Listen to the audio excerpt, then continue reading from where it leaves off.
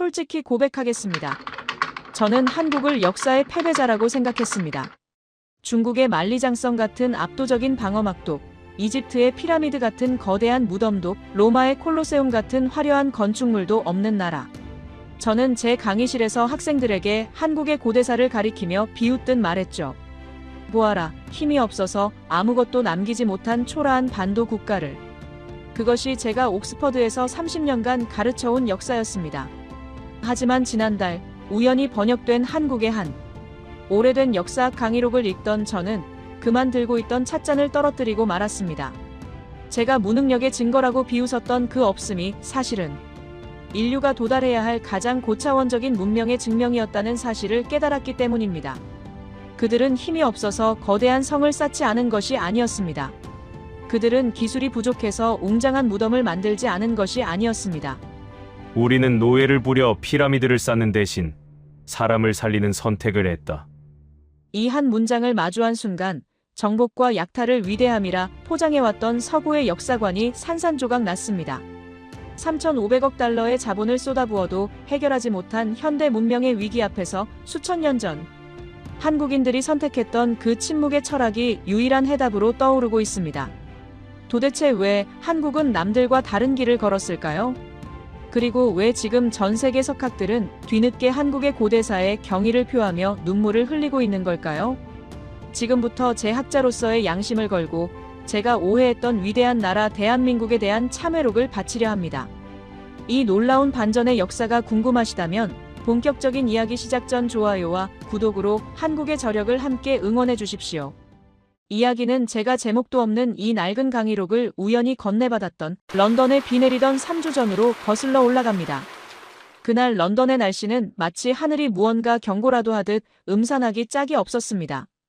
창밖을 때리는 빗줄기는 멈출 기미를 보이지 않았고 템스강에서 불어오는 습기를 잔뜩 머금은 바람이 옥스퍼드 대학의 수백 년 된 고풍스러운 석조 건물 사이를 뱀처럼 휘감고 돌았습니다. 저는 빗소리에 섞여 들려오는 시계, 초침 소리를 들으며 제 연구실의 육중한 떡갈나무 책상 앞에 앉아 있었습니다. 은퇴를 불과 한 달 앞두고 제 학자 인생의 정점이 될 마지막 저서 제국의 조건, 돌과 피의 원고를 최종 교정하는 중이었지요. 제 책상 위는 제가 평생을 바쳐 사랑해온 위대함의 증거들로 가득했습니다. 로마 제국의 영광을 보여주는 콜로세움의 정밀 도면, 이집트 쿠프 왕의 피라미드 단면도, 그리고 달에서도 보인다는 중국 만리장성의 위성 사진들이 어지럽게 널려 있었습니다. 저는 그 사진들을 어루만지며 전율을 느끼곤 했습니다.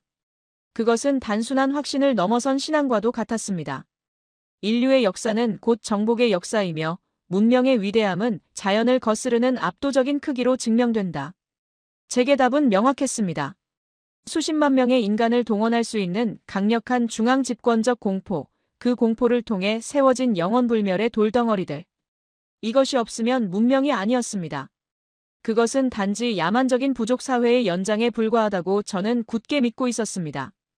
그래서 저는 늘 옥스퍼드의 계단 강의실에서 수백 명의 학생을 내려다보며 목에 핏대를 세우고 외쳤습니다. 제군들, 역사는 승자의 기록이기도 하지만 무엇보다 생존한 건축물의 기록이다. 기억해라. 로마가 왜 위대한가? 2000년의 비바람을 견디고 콜로세움이 서 있기 때문이다. 이집트가 왜 신비로운가? 사막 한가운데 인간의 한계를 비웃는 거대한 돌산이 있기 때문이다. 문명이란 자연을 정복하고 그 위에 인간의 의지를 돌로 새기는 행위다. 그럴 때마다 학생들은 질문하곤 했습니다. 교수님, 그렇다면 아시아의 동쪽 끝, 한국은 어떻습니까? 그들은 반만 년의 역사가 있다고 주장하지 않습니까? 그럴 때마다 저는 코웃음을 치며 지휘봉으로 지도를 탁탁 두드렸습니다. 한국, 그 조용한 반도 국가 말인가? 그들을 보라. 그들에게 남은 것이 무엇인가? 기껏해야 산속에 숨겨진 무덤 몇 개와 썩어 문드러질 나무로 지은 집들 뿐이다. 그들은 거대한 성벽을 쌓을 기술도 수만 명의 노예를 부릴 권력도 없었다.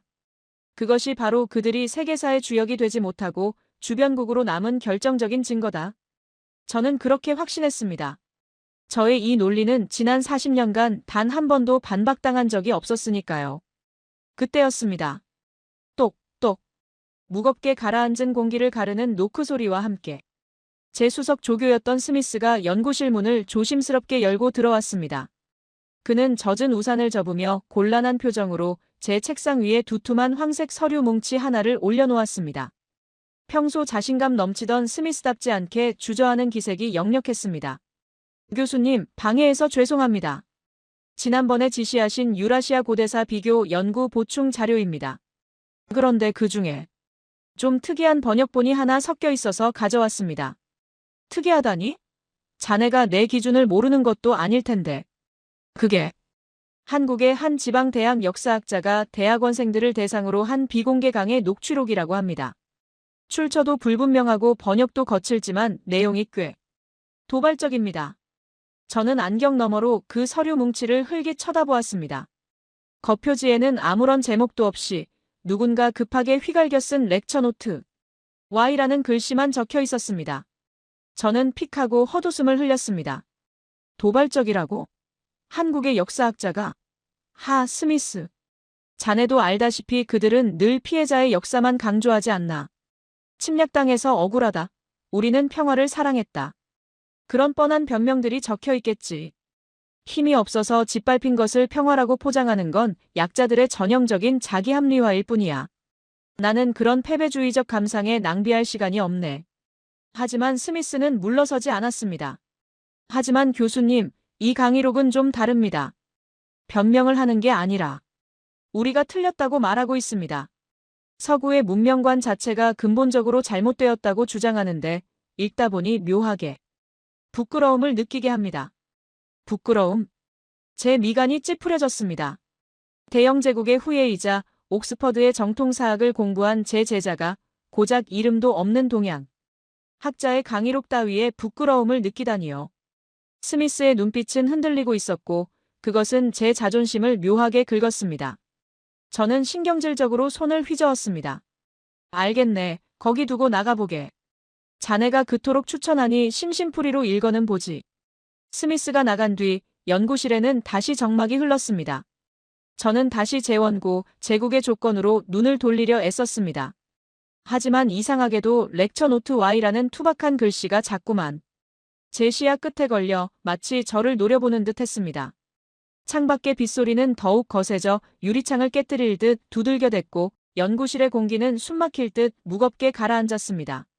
도대체 무엇이 그토록 냉철하던 스미스의 눈빛을 흔들리게 만들었을까? 호기심 반, 조롱 반으로 저는 결국 쥐고 있던 만년필을 내려놓고 그 낡은 서류 뭉치를 집어들었습니다. 어디 얼마나 대단한 궤변을 늘어놓았는지 한번 보자. 첫 장을 넘기자 매끄럽지 못한 거친 번역투의 문장들이 쏟아져 나왔습니다.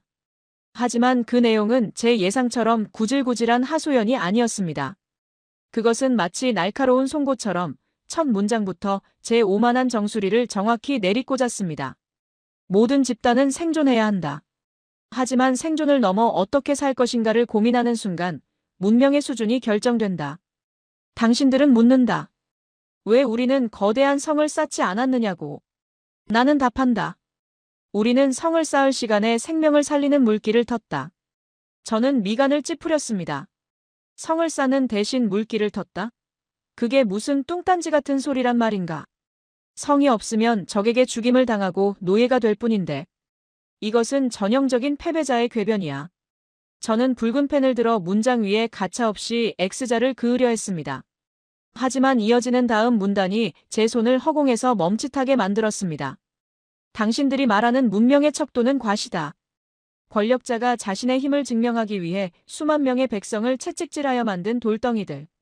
당신들은 피라미드를 보며 위대하다고 감탄하지만 우리는 그것을 보며 슬프다고 말한다.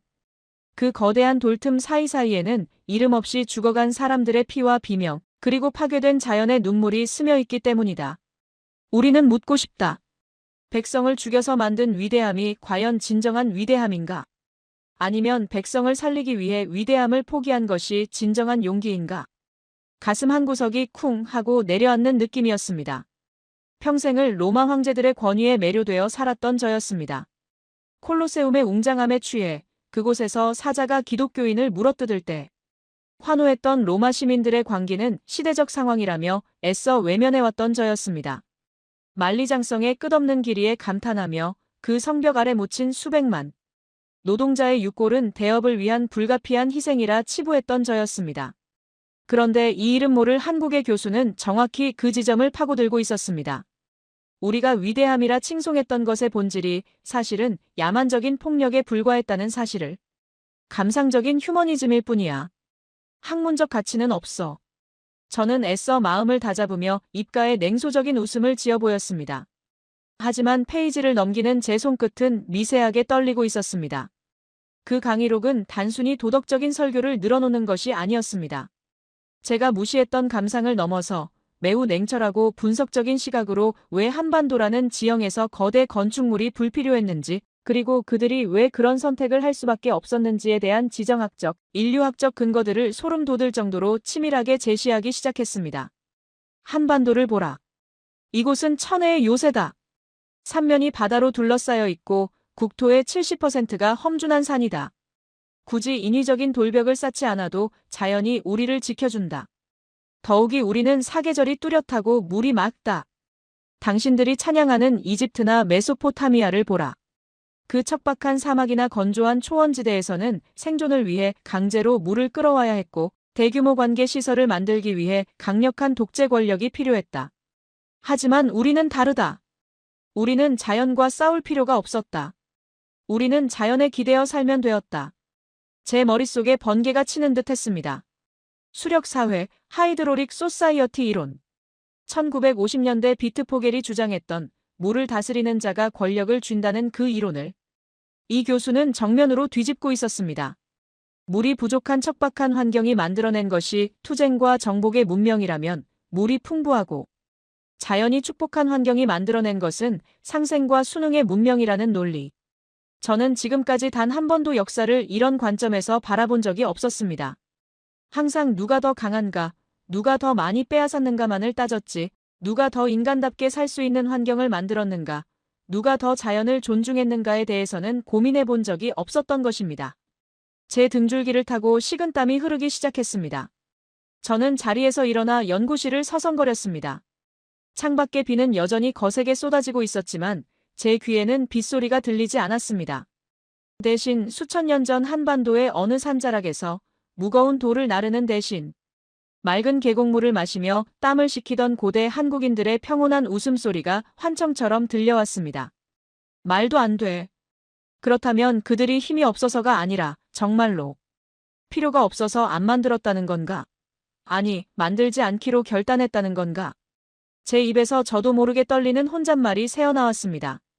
그것은 제가 평생 쌓아온 학문적 성과를 부정하는 위험한 가설이었습니다. 만약 이 말이 사실이라면 제가 찬양해온 제국들은 가장 효율적인 생존 방식을 찾지 못해 낭비적이고 폭력적인 방식으로 자신들을 과시하려 발버둥 쳤던 어리석은 집단이 되어버리기 때문입니다. 문명과 야만의 위치가 순식간에 뒤바뀌는 순간이었습니다. 저는 다시 책상으로 돌아와 털썩 주저앉았습니다. 이제는 호기심이 아닌 두려움이 저를 지배하고 있었습니다. 판도라의 상자를 연 기분. 이 다음 페이지에는 또 어떤 충격적인 진실이 숨어 있을지 가늠조차 되지 않았습니다. 강의록의 다음 장은 이제 제가 가장 하찮게 여겼던 돌무더기, 고인돌에 대한 이야기를 시작하려 하고 있었습니다. 전 세계 고인돌의 절반 이상이 좁은 한반도에 몰려있다는 기이한 사실. 저는 떨리는 손으로 이미 차갑게 식어버린 홍차를 한 모금 마신 뒤 마른 침을 삼키며 다시 문서에 눈을 고정했습니다. 심장이 쿵쾅거려 갈비뼈가 아플 지경이었습니다. 그때만 해도 저는 몰랐습니다. 비오는 런던의 오후, 이 낡은 종이 뭉치가 제 남은 인생을 송두리째 바꿔놓게 될 줄은. 그리고 제가 그토록 무시했던 조용한 아침의 나라가 사실은 인류의 마지막 희망을 품고 있는 거대한 용광로였다는 사실을 깨닫게 되기까지 그리 오랜 시간이 걸리지 않으리라는 것을 말입니다. 강의록의 다음 장을 넘기던 제 손끝이 미세하게 떨렸습니다. 그 페이지의 한가운데에는 흑백 사진 한 장이 박혀 있었습니다. 수천 년의 비바람에 깎이고 이끼가 낀 언뜻 보기에는 그저 투박한 바위. 덩어리 두 개 위에 또 다른 거대한 바위 하나가 얹혀 있는 형상. 바로 고인돌이었습니다. 솔직히 고백하건대 저는 그 사진을 보자마자 입꼬리를 비틀며 습관적인 비웃음을 흘렸습니다. 파르테논 신전의 그 완벽한 황금 비율, 콜로세움의 수학적인 아치, 그리고 고딕 성당의 정교한 첨탑을 연구하며 미의 기준을 확립해온 제 눈에 이 불규칙하고 거친 돌무더기는 그저 원시인들이 힘자랑하다가 아무렇게나 버려둔 쓰레기처럼 보였기 때문입니다. 가공되지 않은 거친 표면, 비대칭적인 구조. 어느 하나 문명의 기준에 부합하는 것이 없어 보였습니다. 이게 문명의 증거라고? 지나가던 개가 웃을 일이군. 이건 건축이 아니야. 그저 돌덩이일 뿐이지. 저는 혼잣말로 중얼거리며 이 미개한 유물에 할애할 시간은 없다는 듯 신경질적으로 페이지를 넘기려 했습니다. 하지만 바로 그 사진 아래 굵은 고딕체로 인쇄된 한 문장이 제 시선을 쇠사슬처럼 붙잡아 맸습니다. 전 세계 고인돌의 40% 이상, 약 4만 기가 이 작은 한반도에 밀집해 있다. 왜일까? 순간 제 머릿속이 멍해졌습니다. 40%라니? 4만 기라니? 제가 알고 있는 영국의 자랑 스톤헨지나 프랑스의 카르낙 열석군도 그 숫자에 비하면 초라한 수준이었습니다. 전 세계의 절반에 가까운 거석 유물이 중국도 아니고 일본도 아닌 저 작은 한반도라는 좁은 땅덩어리에 몰려있다는 사실은 통계적으로 불가능해 보였습니다. 만약 이것이 단순한 무덤이라면 한반도 전체가 거대한 공동묘지라는 뜻인가? 도대체 왜 이들은 이토록 미친 듯이 돌을 옮겨야 했을까? 평야도 적은 산악지형에서 저 무거운 바위를 끌고 산을 오르는 비효율적인 짓을 왜 했단 말인가? 의문이 꼬리를 물고 이어질 때쯤 강희록은 마치 제 머릿속을 들여다보고 있다는 듯 서구인의 상식을 깨부수는 충격적인 해석을 내놓았습니다. 당신들은 피라미드를 보며 파라오의 절대 권력을 찬양한다. 그 완벽한 기하학적 대칭에 감탄한다. 하지만 생각해보라. 피라미드 하나를 짓기 위해 수십 년간 채찍을 맞으며 등이 터지고 무거운 돌에 깔려 죽어간 수만 명 노예들의 비명을. 그것은 한 사람의 영광을 위해 다수가 희생된 가장 잔혹한 죽음의 탑이다. 서구의 문명은 그렇게 희생을 담보로 세워졌다. 그러나 한국의 고인돌은 다르다. 저는 침을 꿀꺽 삼켰습니다. 목울대가 뜨겁게 달아올랐습니다. 고인돌은 왕 혼자만의 무덤이 아니다. 저 거대한 덮개돌의 무게는 수십 톤에 달한다. 강력한 왕권이나 노예제도가 없었던 고대 한반도에서 이것을 옮기기 위해서는 마을 공동체 전체가 나서야 했다. 아이부터 노인까지 온 마을 사람이 밧줄을 당기고 지렛대를 받쳐야만 비로소 들어 올릴 수 있는 무게다. 이것은 강제된 노역이 아니었다. 사랑하는 이를 떠나보내며 남은 자들이 자발적으로 흘린 땀방울이자 거대한 축제였고 하늘에 바치는 간절한 기도였다. 자발적인 축제라고? 인간은 본래 이기적인 존재가 아니던가. 권력의 공포 없이, 채찍 없이, 보상 없이 저 거대한 돌을 옮긴다는 게 가능한 일인가? 토마스 홉스가 말한 만인에 대한 만인의 투쟁이 제가 믿어온 인간관이었습니다. 통제하지 않으면 서로를 물어뜯는 것이 인간이라 믿었습니다. 그런데 이 강희록은 고대 한국인들이 권력이 아닌 유대감으로 저 거대한 돌을 움직였다고 말하고 있었습니다. 서구의 역사관으로는 도저히 해석할 수 없는 미지의 영역이었습니다. 하지만 충격은 여기서 끝이 아니었습니다. 이어지는 미학적 분석은 저를 더욱 깊은 수렁으로 밀어넣었습니다. 고인돌의 형태를 다시 자세히 보라. 거대한 덮개돌이 위태로울 만큼 가느다란 괸돌 위에 올라가 있다. 서양의 건축이 땅을 짓누르며 무게와 권위를 과시한다면 한국의 고인돌은 마치 중력을 거스르듯 공중에 붕 떠 있다. 이것은 돌을 쌓은 것이 아니다. 마음을 하늘로 띄운 것이다.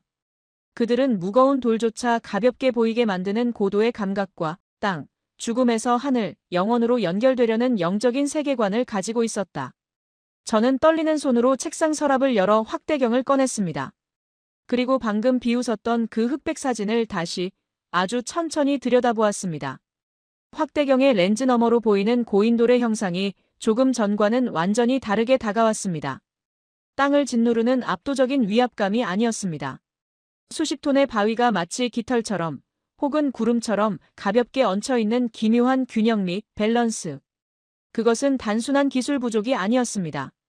무거움을 가벼움으로 승화시키려는 의도된 예술이자 자연의 선을 거스르지 않으려는 고도의 철학이었습니다.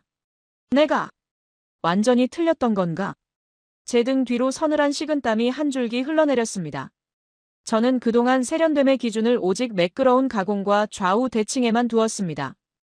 하지만 이 투박한 자연석 속에 숨겨진 인위적인 가공을 최소화하면서도 자연과 어우러지려는 그들의 의지를 읽어내는 순간 제 연구실 벽에 걸려있는 로마의 콜로세움 사진이 갑자기 낯설고 흉측하게 느껴졌습니다.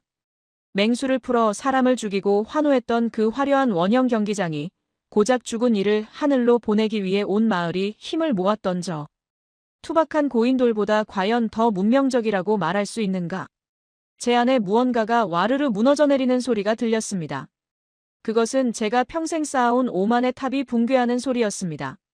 강희록은 제가 정신을 차릴 틈도 주지 않고 더 깊은 곳으로 저를 끌고 들어갔습니다. 바로 비파형 동검에 대한 이야기였습니다. 우리 민족의 검을 보라.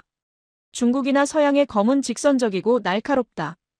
끝이 뾰족하여 찌르고 배기에 최적화된 오직 살상을 위한 효율성의 도구다. 하지만 우리의 비파형 동검은 다르다. 그 모양이 악기인 비파를 닮았다 하여 붙여진 이름이다. 검의 날은 부드러운 곡선을 그리고 무게 중심은 날 끝이 아닌 몸통에 있다. 이것으로 사람을 찌르기는 어렵다. 그렇다. 이것은 단순한 무기가 아니다. 하늘의 제사를 지내고 부족의 안녕을 기원하며 생명을 지키기 위한 의례의 도구다. 우리는 가장 강력한 쇠붙이 하나를 만들 때조차 그 속에 살기보다는 조화와 음악을 담으려 했다. 저는 자리에서 벌떡 일어났습니다. 더 이상 앉아있을 수가 없었습니다. 연구실 한편 장식장에 진열된 로마 군단의 글라디우스 단검 모형이 눈에 들어왔습니다. 적의 갑옷 틈새를 파고들어 심장을 찌르기 위해 고안된 그 차갑고 효율적인 직선. 그동안 저는 그것을 로마의 규율이자 질서라고 찬양했습니다. 하지만 한국의 동검 이야기를 읽고 난 지금 그 직선이 섬뜩한 사리로 느껴져 소름이 돋았습니다. 무기의 악기의 영혼을 담다니. 도대체 이들은 어떤 정신세계를 가진 민족이란 말인가? 창밖의 빗소리는 이제 마치 거대한 북소리처럼 제 가슴을 둥둥 울리고 있었습니다. 저는 흔들리는 눈빛으로 마치 홀린 사람처럼 강희록의 다음 단락을 읽어내려갔습니다. 그곳에는 제가 감히 상상조차 하지 못했던 고대 한국인들의 이동 경로와 그들의 탐험 정신에 대한 이야기가 적혀 있었습니다. 당신들은 콜럼버스의 신대륙 발견을 위대하다고 말한다. 하지만 그보다 수천 년 전 중앙아시아 파미르 고원이나 바이칼 호수에서 시작해 해가 가장 먼저 뜨는 동쪽 끝 한반도까지 걸어온 사람들이 있었다. 그들은 정착하기 위해 온 것이 아니라 가장 살기 좋은 땅, 생명이 숨쉬는 땅을 찾아 끊임없이 이동한 위대한 탐험가들이었다. 그 긴 여정은 정복의 역사가 아니었다. 자연과의 동화였다. 그들은 가는 곳마다 거대한 성을 쌓아 원주민을 노예로 삼는 대신 그들과 섞이고 융합하며 문화를 꽃피웠다. 그래서 한국의 문화는 배타적인 단일 문화가 아니라 유라시아 전체를 품은 거대한 용광로다. 가장 해가 먼저 뜨는 곳을 향한 여정. 저는 망치로 머리를 맞은 듯한 충격을 받았습니다.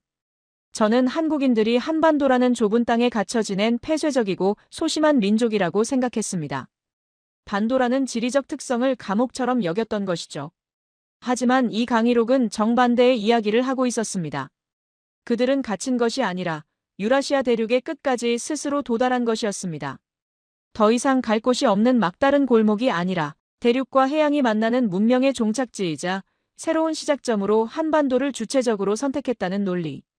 제 머릿속에 세계 지도가 펼쳐졌습니다. 서쪽 끝 영국 섬에 앉아 제국주의를 논하던 저와 동쪽 끝 한반도에서 자연과 융합했던 그들. 19세기 서구 열강들이 배를 타고 나가 총칼로 식민지를 만들 때 그들은 이미 수천 년 전에 대륙을 가로지르며 평화로운 대이동을 마쳤습니다. 나는 그들을 정체된 민족이라 불렀네. 아, 이 얼마나 무지한 오만인가. 저는 허공에 대고 힘없는 고백을 토해냈습니다. 스미스가 왜 이 원고를 읽으며 부끄러움을 느꼈다고 했는지 이제야 뼈저리게 이해가 되었습니다. 우리는 그들의 침묵을 무능으로 해석했고 그들의 평화를 나약함으로 오해했습니다. 하지만 진짜 강한 자는 굳이 힘을 과시할 필요가 없는 법입니다. 그들은 자신들의 힘을 돌을 싸는데 낭비하지 않고 내면을 단단하게 만드는 데 썼던 것입니다. 그 내공의 깊이를 돌덩어리의 크기만 잴 줄 아는 제가 어찌 가늠이나 했겠습니까? 갑자기 목이 타들어갔습니다. 입안이 바싹 말랐습니다. 저는 떨리는 손으로 물을 따르려다 그만 찻잔을 쳐서 책상 위에 엎지르고 말았습니다. 아차! 검붉은 홍차가 책상 위에 펼쳐져 있던 이집트 피라미드 단면도 위로 쏟아졌습니다. 잉크가 번지며 웅장했던 피라미드의 그림이 흉하게 일그러지고 녹아내렸습니다. 저는 황급히 닦아내려다 멈칫했습니다. 젖어서 흐물거리는 피라미드의 모습이 마치 지금 무너져 내리고 있는 제 신념처럼 보였기 때문입니다. 그리고 그 옆에 물 한 방울 묻지 않은 채 고고하게 놓여있는 강의록 속 고인돌 사진이 저를 빤히 응시하고 있었습니다. 마치 이렇게 말하는 듯 했습니다. 보아라. 너희의 위대함은 물 한 잔에도 무너지지만 우리의 침묵은 영원하다.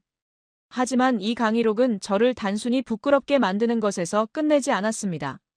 이제 막 서론이 끝났을 뿐이라는 듯 더 거대하고 본질적인 질문, 인류가 직면한 가장 큰 위기인 환경과 생존에 대한 이야기로 넘어가고 있었습니다.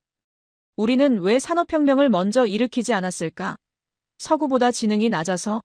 능력이 없어서? 아니다. 우리는 자연을 정복하고 극복해야 할 대상이 아닌 경외하고 공존해야 할 대상으로 보았기 때문이다. 이 선택이 19세기 양육강식의 시대에는 우리를 가난하게 만들고 식민지로 전락시켰을지 모른다.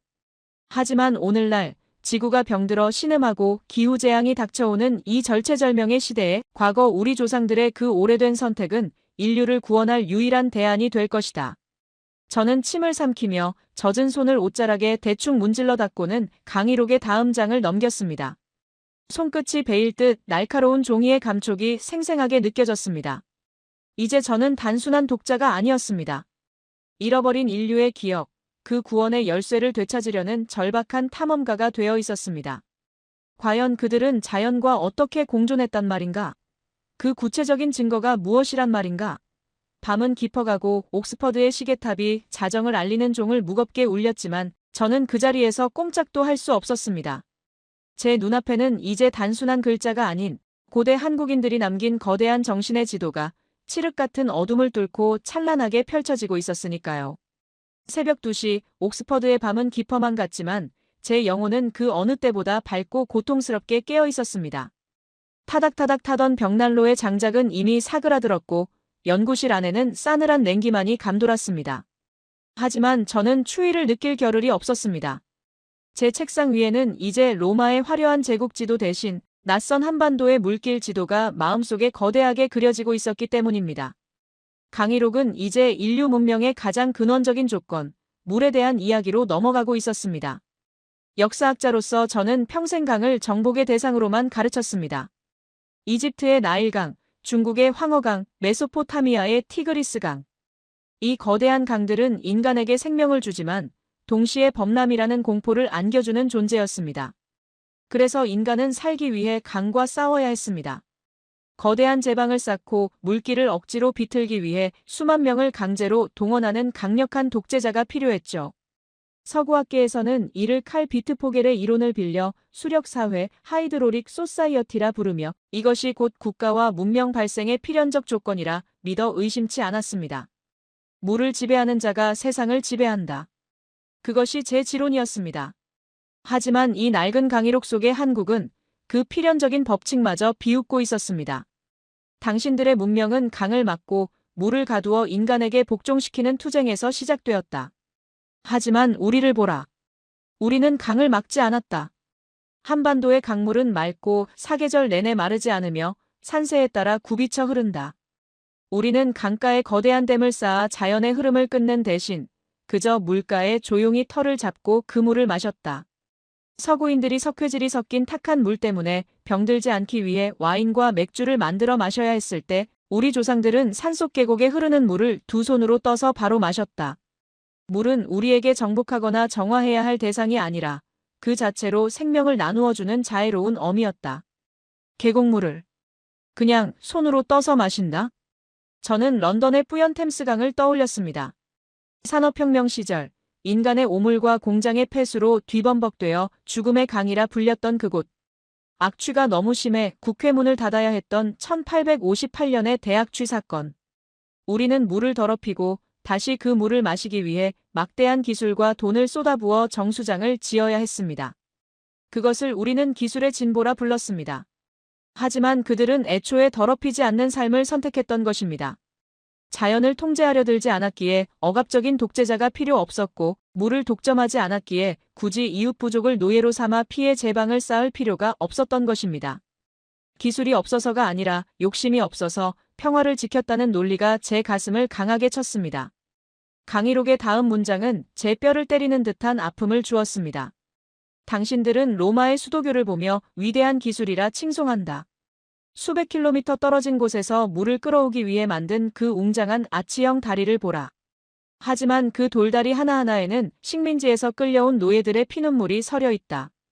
그 물은 로마 귀족들의 목욕탕을 채우기 위해 흘렀지만 그 대가로 수많은 타국의 강은 말라버렸다.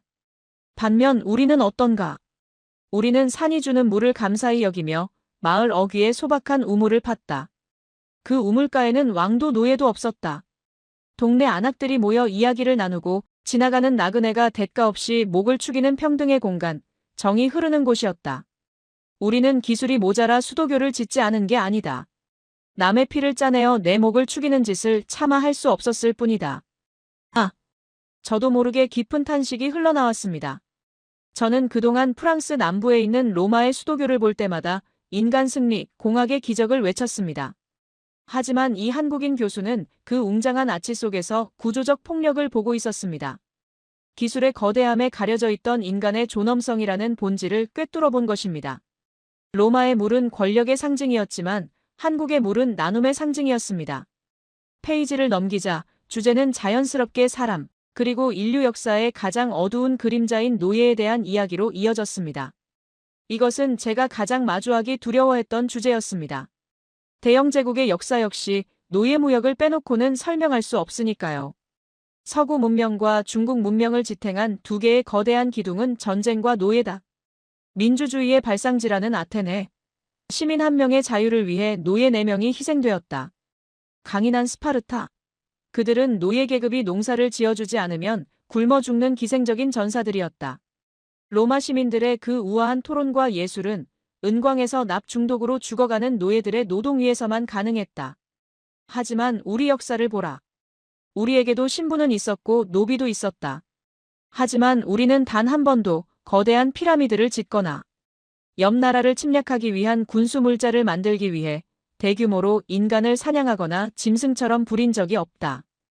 우리의 성곽은 백성들이 자신들의 가족을 지키기 위해 돌 하나하나를 직접 나르며 쌓은 자발적인 생존의 벽이지 왕의 허영심을 위해 채찍을 맞으며 쌓은 통곡의 벽이 아니다. 제 눈가가 뜨거워졌습니다. 시야가 흐려졌습니다. 저는 제 책상 한 구석에 놓인 제가 10년 전에 썼던 논문 제국의 노동력, 효율적인 노예 관리 시스템과 경제적 효과를 바라보았습니다. 저는 그 논문에서 노예제를 당대 경제의 합리적 선택이자 필요악이라고 옹호했었습니다. 인간을 숫자로, 부품으로, 에너지원으로만 바라보았던 과거의 제 자신이 끔찍하게 혐오스러웠습니다. 강의록은 마치 제 뺨을 때리듯 한국인들만의 독특하고도 신비로운 공동체 의식에 대해 설명했습니다. 우리는 나보다 우리를 먼저 말한다. 내 집, 내 돈이 아니라 우리 집, 우리 엄마, 심지어 우리나라라고 부른다. 옆집 숟가락 개수까지 알 정도로 이웃을 식구처럼 여겼다. 당신들은 이것을 프라이버시가 없는 전근대적인 문화라 비웃겠지만 천만의 말씀이다. 이것은 수천 년간의 외세 침략과 보릿고개라는 극한의 위기 속에서도 나만 살겠다고 도망치지 않고 함께 뭉쳐 생존해낸 위대한 연대의 유전자다.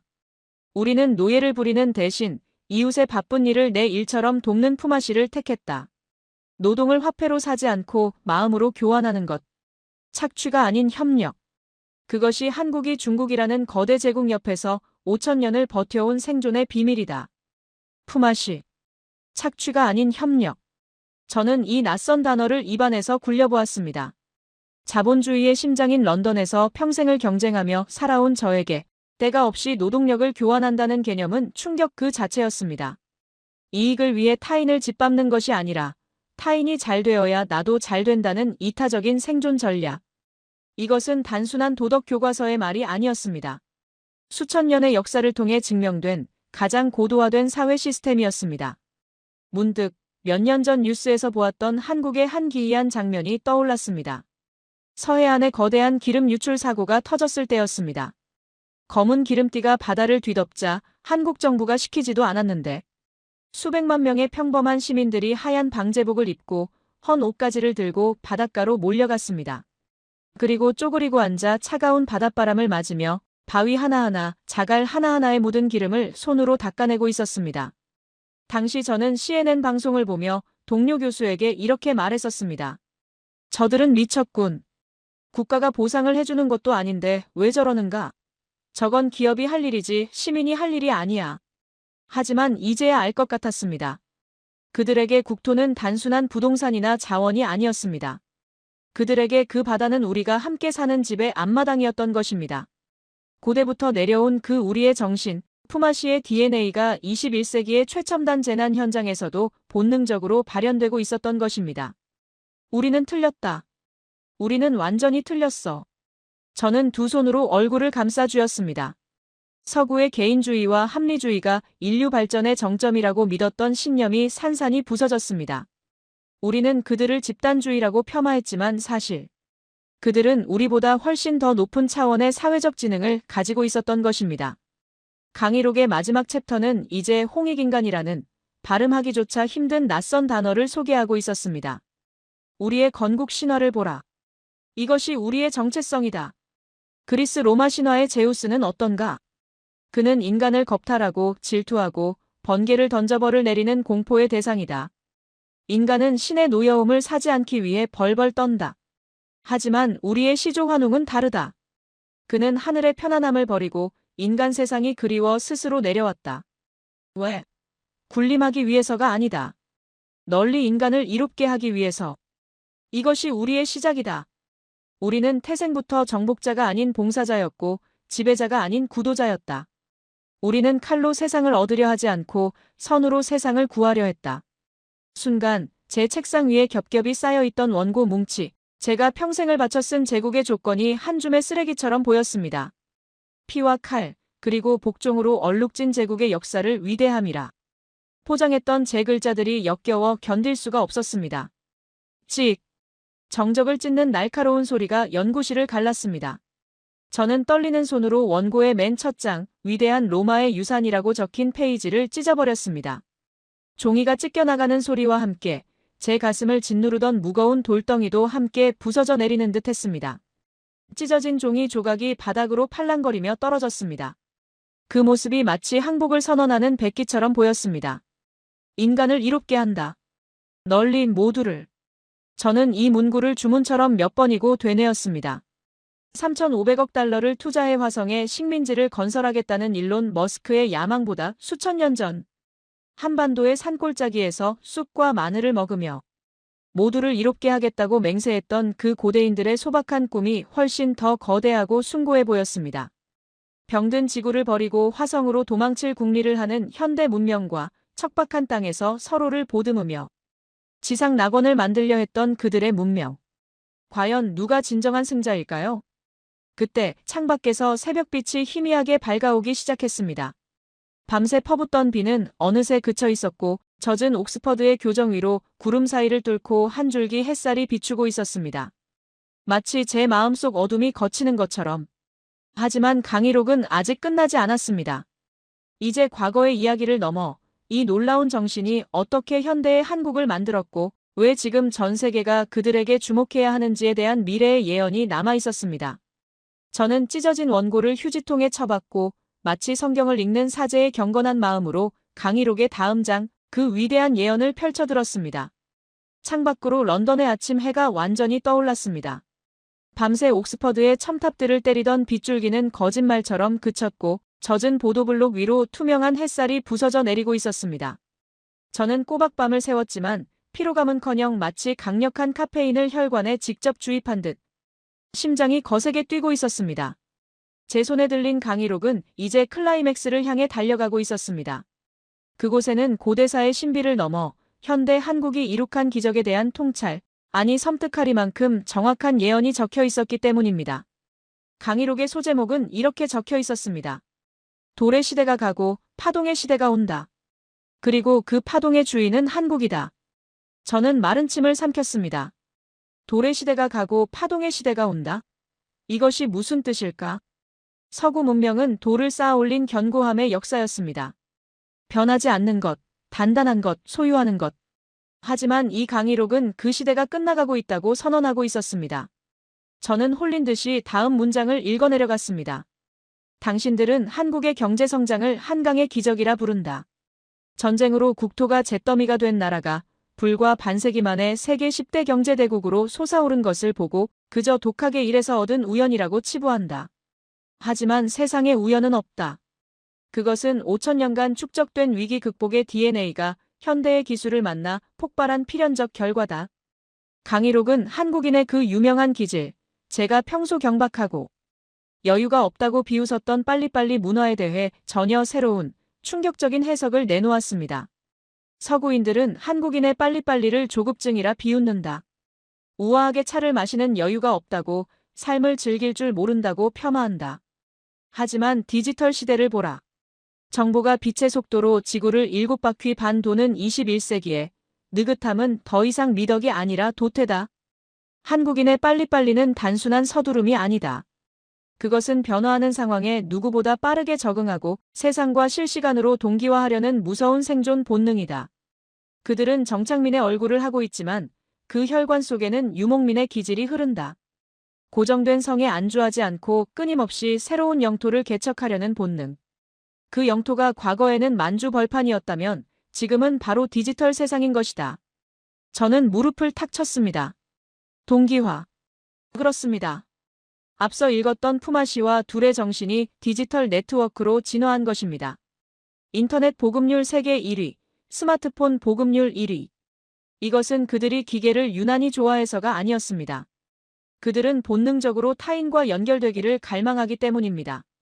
서구인들이 인터넷을 정보 검색이나 개인의 편의를 위해 사용할 때 그들은 인터넷선을 통해 거대한 디지털 부족 사회를 재건했습니다. 싸이월드부터 카카오톡까지 그들의 기술 뒤에는 항상 끈끈한 정이라는 휴머니즘이 흐르고 있었습니다. 그들에게 네트워크는 차가운 기계망이 아니라 마을 어귀의 우물가이자 현대판 사랑방이었던 것입니다. 이어지는 내용은 저를 더욱 전율케 했습니다. 바로 한국 경제의 심장, 반도체에 대한 이야기였습니다. 왜 하필 한국인가? 자원도 없고 석유 한 방울 나지 않는 이 작은 나라가 어떻게 전 세계 메모리 반도체 시장을 지배하는가? 미국이 기술을 전수해줘서, 일본을 베껴서, 천만에. 반도체를 보라. 손톱만한 칩 위에 수십억 개의 회로를 새겨 넣는 작업이다. 이것은 거대한 돌을 쌓는 힘의 영역이 아니다. 눈에 보이지 않는 미세한 세계를 다루는 극한의 섬세함의 영역이다. 쇠젓가락으로 미끄러운 콩을 집어나르고 세계 최초로 금속 활자를 만들어낸 민족. 투박해 보이는 고인돌 속에 우주의 원리를 담았던 그들의 후예들이다. 그들이 가진 마이크로 DNA가 실리콘 웨이퍼 위에서 다시 꽃피운 것이다. 그들에게 반도체는 단순한 산업 부품이 아니라 21세기의 흙으로 빚어낸 고려청자다. 저는 책상 위에 놓여있던 제 최신형 스마트폰을 바라보았습니다. 이 매끄러운 기계의 심장부, 그 보이지 않는 곳에 한국인의 혼이 담겨 있다는 생각에 기분이 묘해졌습니다. 서구 문명은 거대한 증기기관과 무거운 강철로 산업혁명을 일으켰습니다. 크고 무겁고 강한 것이 지배하는 매크로의 문명이었죠. 하지만 시대는 변했습니다. 작아질수록 강력해지는 나노의 시대. 힘보다 섬세함이, 하드웨어보다 소프트웨어가, 물질보다 정신이 지배하는 시대. 역사의 수레바퀴가 정확히 한국이 가장 잘할 수 있는 영역으로, 아니 그들이 5천년간 준비해온 그 무대로 굴러들어온 것입니다. 운이 좋았던 게 아니었어. 그들은 수천 년을 기다려온 거야. 자신들의 시대가 오기를. 칼과 창이 아닌 칩과 문화로 세상을 이롭게 할 그 시대를. 저는 전율을 느끼며 다음 단락을 읽었습니다. 그곳에는 한국인의 정서인 한과 흥에 대한 놀라운 통찰이 담겨 있었습니다. 이것은 오늘날 전 세계를 강타한 K컬처의 비밀을 푸는 열쇠였습니다. 당신들은 한국인을 슬픈 민족이라 말한다. 수많은 외세의 침략과 전쟁으로 가슴에 맺힌 응어리, 한이 있다고. 맞다. 하지만 당신들은 모른다. 그 한이 깊게 눌린 용수철과 같다는 것을. 그것이 억눌려 있을 때는 슬픔이지만 터져나올 때는 폭발적인 에너지, 즉 흥이 된다는 것을. 한국인은 슬픔을 슬픔으로 끝내지 않는다. 그들은 장례식장에서도 밤새 노래하고 춤추며 곡을 한다. 고통을 예술로 승화시키는 연금술. 이것이 오늘날 K-팝과 K-드라마가 전 세계를 뒤흔드는 원동력이다. 저는 며칠 전 런던 웸블리 스타디움을 가득 메웠던 방탄소년단 BTS의 콘서트 뉴스를 떠올렸습니다. 푸른 눈의 영국 소녀들이 뜻도 모르는 한국어 가사를 따라 부르며 통곡하던 장면. 당시 저는 그것을 일시적인 아이돌 팬덤 현상이라 생각했습니다. 하지만 강희록은 그것을 치유의 구판이라 표현했습니다. 방탄소년단의 노래를 들어보라. 그 속에는 10대의 불안, 억압, 고통이 담겨 있다. 하지만 그 끝은 언제나 나 자신을 사랑하라는 희망과 위로다. 서구의 팝 음악이 돈과 쾌락, 자기 과시를 노래할 때 한국의 음악은 공감과 위로를 건네고 있다. 가장 낮은 곳에서 고통받아본 민족, 짓밟혀본 민족만이 줄 수 있는 진정성. 그것이 화려한 자본으로 무장한 할리우드조차 흉내낼 수 없는 K 콘텐츠의 영혼이다. 전 세계의 외로운 개인들은 지금 한국이 보내는 그 따뜻한 파동에 공명하고 있는 것이다. 치유의 구판. 저는 그 표현에 압도당했습니다. 21세기 현대인들은 풍요롭지만 고독합니다. AI가 나오고 화성 여행을 꿈꾸지만 정작 옆집 사람과는 대화조차 하지 않습니다. 그런 메마른 서구 문명의 가슴에 한국 문화는 잊고 있었던 정과 연대의 불씨를 지핀 것입니다. 그것은 상품 수출이 아니었습니다. 정신 수출이었습니다. 강희록의 마지막 페이지, 그 결론 부분에 이르렀을 때 저는 거의 울고 싶은 심정이 되었습니다. 그것은 단순한 역사적 해석을 넘어 벼랑 끝에 선 인류를 향한 간곡한 호소문이자 예언서처럼 느껴졌습니다. 이제 인류는 선택해야 한다. 계속해서 더 높이 성을 쌓고 더 많이 소유하고 남의 것을 빼앗고 자연을 파괴하는 돌의 문명을 고집할 것인가? 아니면 낮게 흐르고 가진 것을 나누고 자연과 하나 되는 물의 문명으로 전환할 것인가?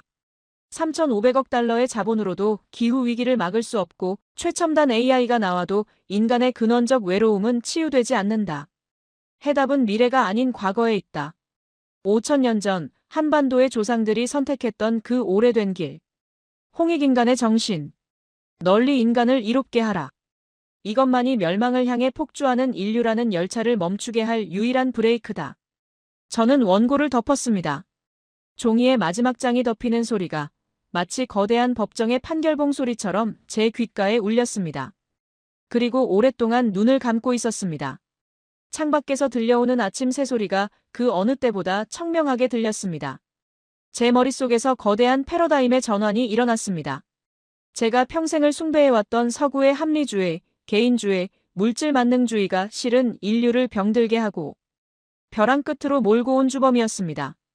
반면 제가 촌스럽다고 비과학적이라고 전근대적이라고 무시했던 한국의 공동체 정신, 자연 친화적 사상, 그리고 보이지 않는 가치를 소중히 여기는 태도가 실은 우리를 구원할 유일한 동아줄이었습니다.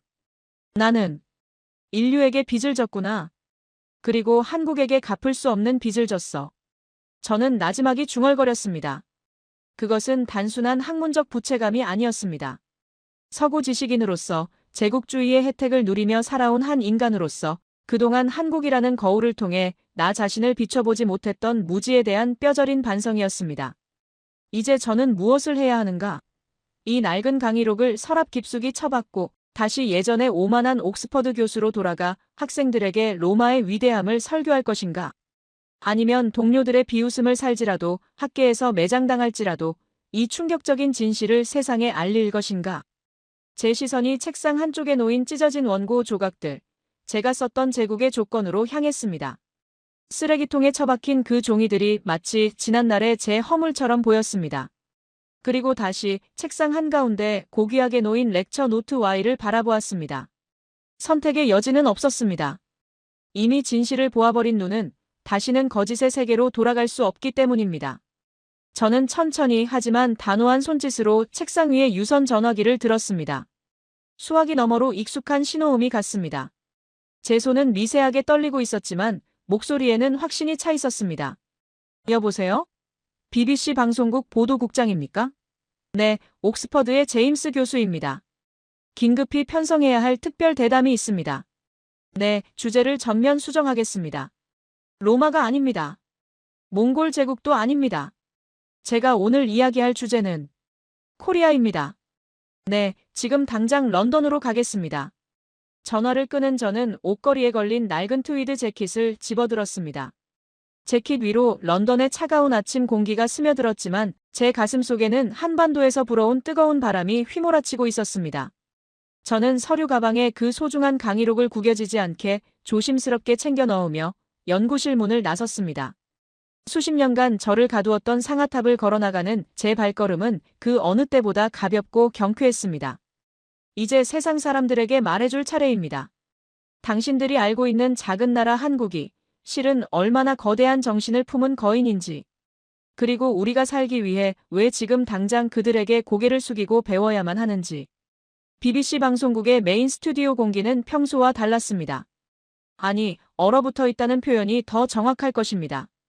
영국에서 가장 날카로운 독설가로 유명한 앵커 스미스 씨는 초조한 듯 넥타이를 매만지고 있었고, 베테랑 프로듀서조차 식은땀을 흘리며 모니터를 주시하고 있었습니다. 생방송 시작 불과 10분 전, 제가 제작진에게 폭탄 선언을 했기 때문입니다. 오늘 예정되어 있던 로마 제국의 위대함과 멸망이라는 학술적인 주제를 전면 폐기하고 인류의 새로운 생존 모델 코리아라는 영국인들에게는 변방의 작은 나라로만 알려진 주제를 이야기하겠다고 통보했기 때문입니다.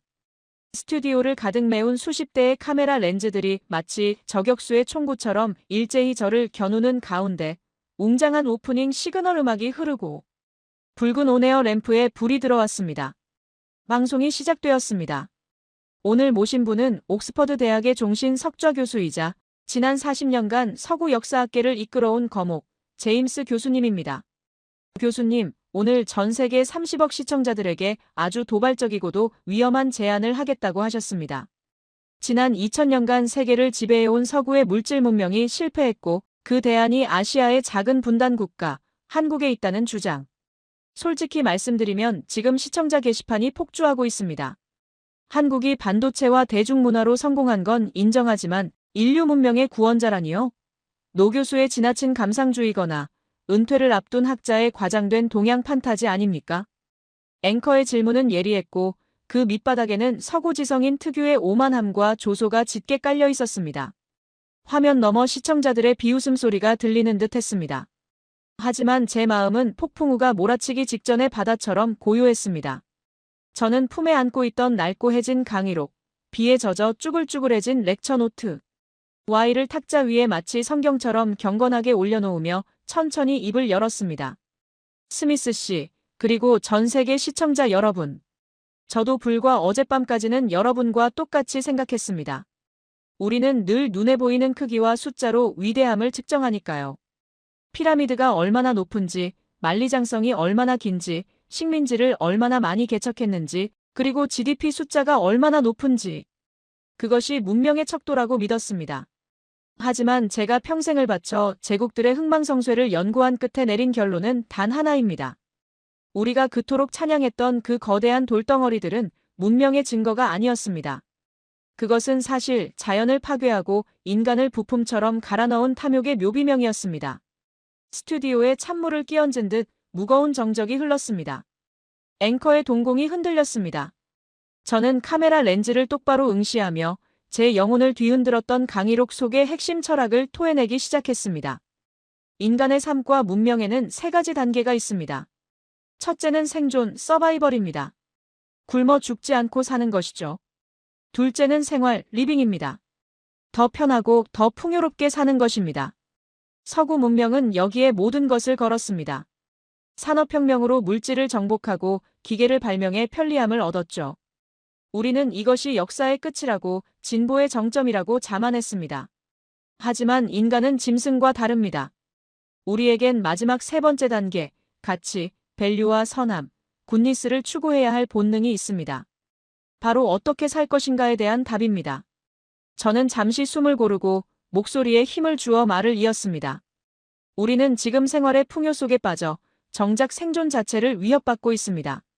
3,500억 달러를 들여 탄소 포집 장치를 만들고 화성에 식민지를 짓겠다고 하지만 정작 지구는 불타고 있고 빙하는 녹아내리며 런던과 뉴욕의 거리에는 우울증 환자가 넘쳐납니다. 옆집에 누가 사는지도 모르면서 우주를 정복하겠다는 것이 얼마나 모순입니까? 우리가 가치를 버렸기 때문입니다.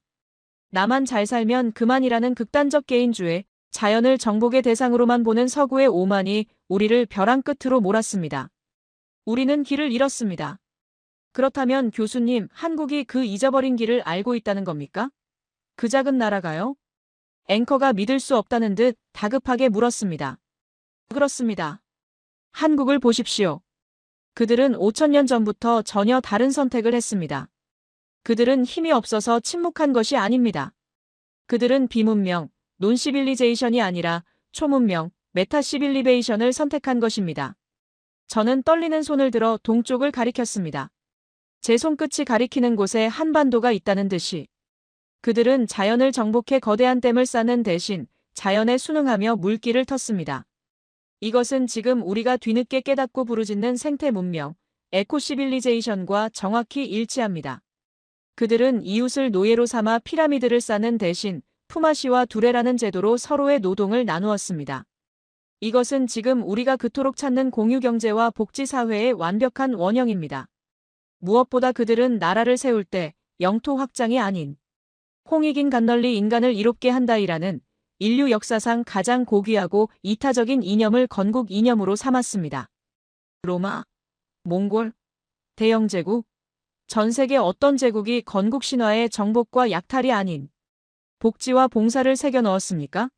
오직 한국뿐입니다. 스튜디오 안의 공기가 바뀌고 있었습니다. 비웃음과 의심은 사라지고 그 자리에 무거운 침묵과 경이로움, 그리고 알 수 없는 전율이 채워지고 있었습니다. 스태프들도 하던 일을 멈추고 저를 응시했습니다. 역사학은 죽은 과거를 파먹는 학문이 아닙니다. 역사학은 미래학입니다. 우리는 미래를 예측하기 위해 역사를 배웁니다. 제가 한국의 역사에 주목하는 이유가 바로 이것입니다. 한국의 고대사는 단순히 지나간 과거가 아닙니다. AI 시대와 기후위기 시대를 살아가는 인류가 반드시 참고해야 할 이미 수천 년 전에 검증을 마친 오래된 미래의 교과서이기 때문입니다. 그들은 기술이 인간을 지배하지 않고 인간이 기술을 통해 서로를 이롭게 하는 세상을 이미 경험해본 민족입니다. AI에게 윤리를 가르치려면 우리는 플라톤이 아니라 홍익인간을 입력해야 합니다. 앵커가 떨리는 목소리로 다시 물었습니다. 하지만 교수님, 정작 현대 한국인들은 스스로를 헬조선이라 부르며 고통스러워합니다. 경쟁은 지옥 같고 삶은 팍팍하다고 아우성입니다. 그런 그들이 어떻게 인류의 모델이 될 수 있습니까? 그들은 불행하지 않습니까? 바로 그 고통이 증거입니다. 그 치열함이 그들이 살아있다는 증거입니다. 제가 탁자를 내리치며 소리쳤습니다. 여러분, 보십시오. 그 좁은 땅, 자원 하나 없는 척박한 환경, 그리고 수천 년간 이어진 외세의 끊임없는 침략. 보통의 민족이라면 벌써 멸망했거나 뿔뿔이 흩어져 역사 속으로 사라졌을 겁니다. 하지만 그들은 살아남았습니다. 아니, 단순히 생존한 게 아니라 그 고통을 한으로 사귀고 다시 흥과 역동성으로 승화시켜 폭발시켰습니다. IMF 국가부도 사태 때 장롱 속의 아이. 돌반지를 꺼내 나라를 구하겠다고 줄을 섰던 그들을 기억하십니까? 서해안 기름 유출. 사고 때 전 국민이 헌옷을 들고 달려가 바위에 기름을 맨손으로 닦았던 그들을 보십시오. 그것은 차가운 자본주의 논리로는 도저히 설명할 수 없는 그들 피 속에 흐르는 공동체의 DNA입니다. 그들은 위기 앞에서 나를 지우고 우리가 되는 기적을 보여줍니다. 제 목소리는 이제 논리적 설득을 넘어 영혼의 호소에 가까워지고 있었습니다. 전 세계의 젊은이들이 왜 BTS의 노래에 눈물을 흘리고 한국 드라마에 열광할까요? 단순히 잘생기고 춤을 잘 춰서가 아닙니다. 서구의 차가운 물질 문명에서는 느낄 수 없었던 사람. 냄새와 뜨거운 연결의 파동을 본능적으로 감지했기 때문입니다. 그들은 무의식적으로 알고 있는 겁니다. 한국의 문화 속에는 상처받은 나를 위로하고 파편화된 우리를 하나로 묶어주는 치유의 힘이 있다는 것을. 스톤의 시대는 끝났습니다. 이제 마음과 마음이 연결되는 파동, 웨이브의 시대가 왔습니다. 그리고 그 파동의 진원지는 바로 대한민국입니다. 저는 마지막으로 카메라 정면을 응시했습니다. 렌즈 너머, 지구 반대편에서 이 방송을 보고 있을 한국인들의 눈을 마주한다는 심정으로 깊이 고개를 숙이며 떨리는 목소리로 말했습니다. 한국인 여러분, 제 말이 들리십니까? 당신들은 스스로를 작다고 여기고 때로는 자신의 나라를 비하하기도 합니다. 선진국을 부러워하며 자신들의 방식을 촌스럽다고 버리려 합니다. 하지만 부디 제발 고개를 드십시오. 당신들이 겪어온 그 모진 고난의 역사는 인류를 구원할 백신을 만들기 위한 가장 처절하고 위대한 임상 실험이었습니다. 당신들은 고통 속에서 단련된 다이아몬드입니다. 당신들은 당신들이 생각하는 것보다 훨씬 더 위대합니다. 당신들은 인류가 물질에 취해 잃어버린 사람다움의 기억을 간직한 지구상의 마지막 타임캡슐입니다. 세계는 지금 당신들의 기술인 반도체뿐만 아니라 당신들의 정신, 스피릿을 간절히 원하고 있습니다. 당신들의 홍익인간 정신이야말로 AI가 인간을 대체하려는 이 야만의 시대에 인간의 존엄을 지킬 유일한 방패입니다. 부디 당신들의 그 아름다운 정신을 버리지 말아 주십시오. 그것이 우리 모두가 살 길입니다. 방송이 끝나는 큐 사인이 떨어졌습니다. 스튜디오의 붉은 불이 꺼졌지만 아무도 움직이지 않았습니다. 앵커도 카메라 감독도 조명 스태프들도 멍하니 저를 바라보고 있었습니다. 그 정적은 제가 옥스퍼드 강단에서 받았던 그 어떤 환호와 박수보다 더 뜨겁고 묵직하게 제 가슴을 때렸습니다. 잠시 후 누군가 작게 박수를 치기 시작했고 곧 스튜디오 전체가 기립박수로 가득 찼습니다. 그것은 저를 향한 박수가 아니라 제가 소개한 위대한 나라 그리고 그들이 지켜온 숭고한 정신에 대한 경의였습니다. 방송국을 빠져나오자 비온 뒤 씻겨 내려간 런던의 밤하늘에는 별들이 유난히 시리도록 밝게 빛나고 있었습니다. 차가운 템스강의 밤 공기가 뺨을 스쳤지만 제 가슴 속에는 한반도에서 불어온 훈풍이 여전히 뜨겁게 휘몰아치고 있었습니다. 마치 그들의 5000년 역사가 제 혈관 속을 흐르는 것만 같았습니다. 저는 택시를 잡으려던 손을 멈추고 무의식적으로 동쪽 하늘을 바라보았습니다. 그곳은 아직 어둠에 잠겨 있겠지만 지구상에서 가장 먼저 태양이 떠오르는 땅. 조용한 아침의 나라가 곧 깨어날 시간입니다. 이제 저는 확신합니다. 그 아침은 단순히 하루의 시작이 아니라 병든 인류 문명을 치유할 새로운 개벽의 시작이 될 것임을. 그리고 그 새벽을 여는 열쇠를 쥔 사람들은 자신들이 얼마나 눈부신 보석을 품고 있는지도 모른 채 겸손하게 하루를 시작하는 바로 당신들이라는 것을. 역사는 미래를 비추는 거울이라네. 그리고 그 거울 속에 당신들의 얼굴이 가장 밝게 빛나고 있네. 부디 그 빛을 끄지 말아주게. 저는 런던의 밤바람 속에 그 말을 기도처럼 속삭이며 처음으로 제국주의의 학자가 아닌 진정한 지구인으로서의 자유를 느꼈습니다. 제 학자로서의 양심을 건 이 참회록이 부디 바다 건너 당신들의 가슴에 가 닿기를 바라며 떨리는 손으로 펜을 놓습니다. 여러분, 오늘 제임스 교수의 뜨거운 참회록 어떻게 들으셨나요? 저는 이 원고를 준비하고 낭독하는 내내 가슴 한구석이 묵직해지고 때로는 눈시울이 붉어지는 것을 참을 수 없었습니다. 우리는 그동안 우리 스스로를 너무 과소평가해왔는지도 모릅니다. 땅덩어리가 작아서 자원이 없어서 강대국 사이에 끼어서 우리는 늘 우리가 가진 없음을 탓하며 살아왔습니다. 하지만 오늘 제임스 교수의 눈을 통해 우리는 비로소 깨달았습니다. 우리가 가진 그 없음은 결핍이 아니라 평화를 위한 위대한 비움이었다는 사실을 말입니다. 오늘 이 영상을 보신 여러분은 이제 3가지를 확신하셔도 좋습니다. 첫째, 우리의 역사는 침략당한 순환의 역사가 아니라 인류 최고의 가치인 홍익인간을 지켜낸 승리의 역사라는 것. 둘째, 반도체와 K-팝의 기적은 우연이 아니라 5000년간 축적된 우리의 흥과 공동체 DNA가 폭발한 필연이라는 것. 그리고 마지막으로 바로 여러분 한 분 한 분이 병든 지구를 구원할 위대한 문화의 주인공이라는 사실입니다. 오늘 이 이야기가 여러분의 심장을 조금이라도 뛰게 했다면, 그리고 우리 대한민국의 저력이 자랑스러우시다면 지금 바로 좋아요를 눌러 우리의 자부심을 세상에 널리 알려주세요. 앞으로도 매일 잃어버린 우리의 위대함을 찾아 떠나는 이 벅찬 여정에 함께하고 싶으시다면 구독과 알림 설정도 부탁드립니다. 여러분의 클릭 한 번이 더 많은 세계인이 이 진실을 알게 하는 가장 큰 힘이 됩니다. 마지막으로 오늘 영상을 보고 느끼신 점을 댓글로 남겨주세요. 거창한 말이 아니어도 좋습니다. 우리나라 역사가 이렇게 위대하다니 한국인으로서 정말 자랑스럽습니다. 또는 3,500억 달러보다 홍익인간 정신이 더 값지다는 말 평생 기억하겠습니다. 이처럼 여러분이 남겨주시는 짧은 한마디가 저희 제작진에게는, 그리고 이 영상을 보게 될 또 다른 한국인들에게는 무엇보다 큰 감동과 울림이 됩니다.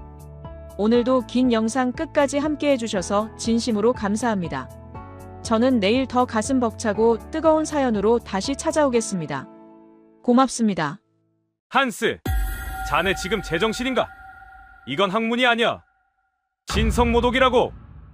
독일 하이델베르크 대학 고고학부 학장실의 두꺼운 참나무 문 너머로 고함이 터져 나왔습니다. 창밖에는 억수 같은 비가 쏟아지고 있었고 번개가 칠 때마다 학장 슈나이더 교수의 일그러진 얼굴이 창백하게 빛났습니다. 바닥에는 제가 3년을 바쳐 집필한 논문 원고가 처참하게 흩뿌려져 있었습니다. 종이 한 장 한 장이 마치 제 살점처럼 느껴졌습니다. 하지만 저는 떨리는 입술을 깨물며 바닥에 떨어진 지도 한 장을 집어들어 교수님 눈앞에 다시 펼쳐 보였습니다. 교수님, 제발 눈을 뜨고 보십시오. 이건 제가 지어낸 소설이 아닙니다. 베를린 박물관 지하 수장고에서 잠자고 있던 스키타이 황금 유물, 그리고 우리 게르만 민족의 고대 무덤에서 나온 DNA 데이터가 가리키는 방향은 단 한 곳입니다. 저는 지도의 동쪽 끝, 작은 반도 국가를 손가락으로 가리켰습니다. 제 손끝은 미세하게 떨리고 있었습니다. 북유럽 신화의 발키리가 단순히 전사들을 이끄는 여신이 아니라 고대 동방 연방제국의 행정관인 발키리였다면요.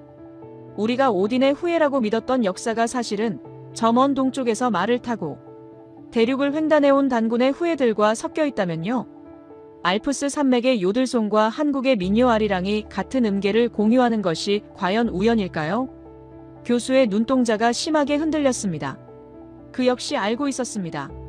서양 중심의 역사관으로는 도저히 설명되지 않는 잃어버린 고리 미싱 링크들이 너무나 많다는 것을. 하지만 그것을 인정하는 순간 그가 평생 쌓아온 학문적 권위가 무너질 것이기에 그는 애써 고개를 저었습니다. 나가게. 자네는 미쳤어. 조선이라는 그 나라는 그저 중국의 속국이었을 뿐이야. 대제국, 연방, 헛소리 집어치워. 쫓겨나듯 건물 밖으로 나왔을 때 차가운 빗물이 제 뺨을 때렸습니다. 주머니 속 할머니가 유언처럼 남겨주신 차가운 청동 조각을 꽉 쥐었습니다. 학계에서 매장당한다 해도 상관없었습니다. 제 혈관 속에서 끓어오르는 이 뜨거운 피가 진실을 외치고 있었으니까요. 지금부터 들려드릴 이야기는 교과서가 철저히 외면해온 인류의 시원, 그리고 세계사의 거대한 비밀을 품고 있는 한국이라는 나라를 향한 제 목숨을 건 추적 기록입니다. 잊혀진 제국의 비밀을 함께 파헤치고 싶으시다면 좋아요와 구독을 눌러주십시오. 여러분의 관심이 묻혀있던 진실을 세상 밖으로 끌어내는 유일한 열쇠입니다. 그날 밤 저는 젖은 옷도 갈아입지 못한 채 밤새도록 짐을 꾸렸습니다. 목적지는 단 한 곳. 제 모든 의문을 풀어줄 유일한 땅, 대한민국. 모든 것은 5년 전 먼지 쌓인 할머니의 다락방에서 우연히 발견한 낡은 함 하나로부터 시작되었습니다. 안녕하십니까? 저는 독일 하이델베르크에서 고고학 및 비교 언어학을 연구하며 남들은 미친 짓이라 손가락질하는 인류 문명의 기원을 추적하고 있는 한스라고 합니다. 오늘 여러분께 털어놓을 이야기는 어쩌면 여러분이 알고 있던 상식을 송두리째 뒤흔들지도 모릅니다. 하지만 부디 끝까지 들어주십시오. 이것은 단순한 가설이 아니라 한 이방인이 자신의 뿌리를 찾아가는 과정에서 마주한 벅차오르는 진실에 관한 고백이기 때문입니다. 이야기의 시작은 5년 전, 유독 안개가 짙게 끼었던 11월의 어느 날이었습니다. 돌아가신 할머니의 유품을 정리하기 위해 저는 교회에 있는 오래된 본가를 찾았습니다. 삐걱거리는 나무 계단을 밟고 올라간 다락방은 곰팡이 냄새와 오래된 책 냄새가 뒤섞인 묘한 향기로 가득 차 있었습니다. 창문 틈으로 들어온 한 줄기 빛이 방구석에 놓인 낡은 오크나무 상자를 비추고 있었습니다. 무언가에 홀린 듯 상자를 열었을 때 빛바랜 흑백 사진들과 낡은 편지들 사이에서 검붉은색 벨벳 주머니 하나가 나왔습니다. 묵직했습니다. 조심스럽게 주머니 끈을 풀고 내용물을 손바닥 위에 쏟아냈을 때 저는 숨을 멈출 수밖에 없었습니다. 이건 대체 뭐지? 그것은 지름 10cm 정도의 청동 원반 파편이었습니다. 가장자리에는 녹이 슬어 푸르스름한 빛을 띠고 있었지만 그 뒷면에 새겨진 문양만큼은 마치 어제 새긴 듯 선명했습니다. 소용돌이치는 번개 문양, 그리고 그 중심에 위치한 다리가 3개 달린 기묘한 새의 형상. 독일의 전통 문양이나 켈트족의 상징과는 확연히 달랐습니다. 훨씬 더 역동적이고 훨씬 더 정교했습니다. 저는 돋보기를 꺼내 그 표면을 들여다보았습니다. 육안으로는 식별하기 힘들 만큼 미세한 수백 개의 선들이 기하학적인 패턴을 이루고 있었습니다. 순간 제 등줄기를 타고 알 수 없는 전율이 흘러내렸습니다. 마치 그 청동 조각이 살아있어서 제 손바닥의 온기를 빨아들이는 것 같았습니다. 할머니는 평생 독일을 떠난 적이 없는 분이신데 왜 이런 동방의 유물을 갑옷처럼 간직하셨을까? 학자로서의 호기심이 발동한 저는 그 유물을 연구소로 가져가 탄소 연대 측정과 성분 분석을 의뢰했습니다. 그리고 일주일 뒤 분석 결과지를 받아든 저는 제 눈을 의심해야만 했습니다. 분석 결과 기원전 2333년에서 기원전 1000년 추정. 주석과 아연의 합금 비율은 시베리아 및 만주, 한반도 북부의 청동기 문화와 99.8% 일치함. 독일의 한 가정집 다락방에서 나온 물건이 4000년 전 동아시아의 것이라니. 더 충격적인 것은 그 다음이었습니다. 할머니의 유품 속에 끼워져 있던 낡은 일기장에는 고대 독일어로 이렇게 적혀 있었습니다. 우리는 해가 뜨는 동쪽 아사달에서 왔다. 그곳은 신들이 사는 나라였고 우리 조상은 그곳에 하늘을 여는 사람들이었다. 아사달. 북유럽 신화에서 신들이 사는 곳을 뜻하는 아스가르드와 소름 끼치도록 유사한 발음. 저는 그날부터 미친 사람처럼 도서관에 처박혀 고대 문헌들을 파헤치기 시작했습니다. 서양의 주류 역사학계가 미개한 유목민이라 치부했던 스키타이, 훈족, 그리고 그 이전에 존재했던 동방의 거대한 문명에 대한 자료들을 닥치는 대로 읽었습니다. 그리고 하나의 거대한 가설에 도달했습니다. 고대에 존재했던 조선이라는 나라는 우리가 생각하는 작은 부족 국가가 아니라 마치 현대의 연방제 국가처럼 수많은 민족과 부족을 아우르는 거대한 시스템이었다는 것. 그리고 그 시스템의 일부가 서쪽으로 이동하여 유럽 문명의 뿌리가 되었을지도 모른다는 것. 확인해야 해. 내 눈으로 직접 보고 내 발로 그 땅을 밟아봐야 해. 그렇게 저는 무작정 한국행 비행기에 몸을 실었습니다. 12시간의 비행 끝에 도착한 인천국제공항. 비행기 문이 열리고 한국의 공기를 처음 마신 순간 저는 기묘한 안도감을 느꼈습니다. 낯선 이국 땅인데도 마치 오랜 여행 끝에 고향집 현관문을 연 것 같은 포근함. 입국 수속을 마치고 공항 로비로 나왔을 때 제 눈앞에 펼쳐진 광경은 미래 도시 그 자체였습니다. 거대한 통유리 너머로 쏟아지는 햇살, 바닥이 비칠 정도로 깨끗한 대리석, 그리고 그 위를 소리 없이 미끄러지듯 움직이는 안내 로봇들. 하지만 저를 가장 놀라게 한 것은 기술이 아니었습니다. 바로 사람들이었습니다. 목이 말라 들어간 공항 내 카페에서의 일이었습니다. 제 앞 테이블에 앉아있던 한 젊은 여성이 최신형. 노트북과 지갑이 든 가방을 테이블 위에 그대로 둔 채 화장실로 향하는 것이었습니다. 저는 제 눈을 의심했습니다. 저러다 훔쳐가면 어쩌려고. 여기는 공공장소잖아. 독일 베를린 중앙역이었다면 1분도 안 되어 누군가 채갔을 것입니다. 저는 혹시나 하는 마음에 그녀가 돌아올 때까지 저도 모르게 그 테이블을 감시하고 있었습니다. 하지만 지나가는 수많은 사람 중 그 누구도 그 비싼 물건에 눈길조차 주지 않았습니다. 5분 뒤 그녀는 아무 일도 없었다는 듯 커피를 마시며 노트북을 열었습니다. 그 순간 저는 머리를 한 대 얻어맞은 듯한 충격을 받았습니다. 이것은 단순히 치안이 좋은 수준이 아니었습니다. 사회 전체에 보이지 않는 거대한 신뢰의 그물망이 깔려있는 느낌. 어떻게 이런 일이 가능하지? 타인을 잠재적 범죄자가 아닌 이웃으로 믿는 이 본능적인 감각은 도대체 어디서 온 걸까? 어쩌면 이것 또한 고대 홍익인간 사상의 흔적이 아닐까 하는 생각이 스쳤습니다.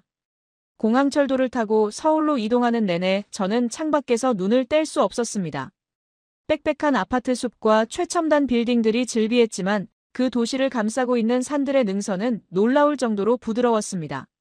독일의 산들이 남성적이고 위압적이라면 한국의 산들은 마치 어머니가 아이를 안고 있는 듯한 형상이었습니다. 서울역에 도착하자마자 저는 짐도 풀지 않고 곧바로 국립중앙박물관으로 향했습니다. 제 주머니 속에 있는 이 청동 조각의 형제를 찾기 위해서였습니다. 박물관 입구에 들어서자 압도적인 규모와 고요한 공기가 저를 맞이했습니다. 마치 신전에 들어선 기분이었습니다. 고조선실과 삼국시대시를 지나며 저는 숨이 가빠왔습니다. 금관의 화려함, 토기의 투박하지만 따뜻한 질감. 그러다 마침내 저는 발걸음을 멈췄습니다. 유리 진열장 안 조명을 받아 은은하게 빛나는 다뉴스의 문경, 잔무늬 거울.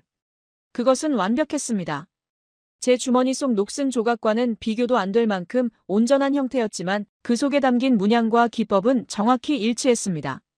지름 21cm의 원안에 13,000개가 넘는 미세한 선들이 0.3mm 간격으로 그려져 있는 기적의 유물. 현대의 나노 기술로도 재현하기 어렵다는 그 초정밀 기술이 2500년 전 이 땅에서 만들어졌다는 사실에 전율이 일었습니다. 저는 홀린 듯이 유리창에 손을 대고 중얼거렸습니다. 찾았다. 드디어 찾았어. 할머니의 말씀이 맞았어. 그때였습니다. 제 뒤에서 누군가 낮고 깊은 목소리로 말을 걸어왔습니다. 그 거울은 단순히 얼굴을 비추는 도구가 아닙니다. 젊은이. 그것은 하늘의 마음을 비추는 도구지요. 소스라치게 놀라 뒤를 돌아보니 낡지만 품위 있는 회색 개량 한복을 입은 노신사가 지팡이를 짚고 서 계셨습니다. 희끗한 수염과 주름진 얼굴, 하지만 그분의 눈동자만큼은 청년처럼 맑고 강렬하게 빛나고 있었습니다. 마치 제 영혼을 꿰뚫어보는 듯한 눈빛이었습니다. 당신은 누구십니까? 서툰 한국어로 묻는 제 질문에 노신사는 빙그레 웃으며 유창한 영어로 답했습니다. 나는 그저 잊혀진 것들을 기억하려 애쓰는 늙은이일 뿐이라오. 하지만 자네가 그 거울을 보는 눈빛이 예사롭지 않아 말을 걸었네. 서양 사람들은 보통 이 거울의 기술에 감탄하지만 자네는 이 거울의 영혼을 보고 있는 것 같더군. 그분의 통찰력에 등골이 오싹해졌습니다. 저는 잠시 망설이다가 떨리는 손으로 주머니 깊숙이 넣어두었던 벨벳 주머니를 꺼냈습니다.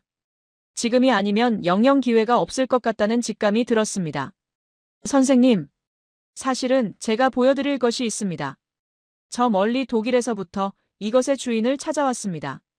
제가 청동 조각을 꺼내 노신사의 손바닥 위에 올려놓는 순간 온화하던 그분의 표정이 순식간에 굳어졌습니다. 그는 믿을 수 없다는 듯 돋보기를 꺼내 조각의 뒷면을 살피고는 떨리는 목소리로 중얼거렸습니다. 이 문양, 이건 박물관에도 없는 걸세. 이건 북극성을 상징하는 왕가의 비밀 문장이야. 자네, 도대체 정체가 뭔가? 어떻게 이방인의 손에 우리 민족의 가장 깊은 비밀이 들려있는 겐가? 박물관의 소음이 아득하게 멀어지고 오직 저와 노신사, 그리고 수천 년의 시간을 건너 만난 두 개의 청동 조각만이 존재하는 듯한 정막이 흘렀습니다. 이것이 바로 제 인생을 송두리째 바꿔버린 거대한 여정의 진짜 시작이었습니다. 이곳은 보는 눈이 너무 많네. 자네가 가진 그 물건은 함부로 꺼내 보일 것이 아니야. 나를 따라오게.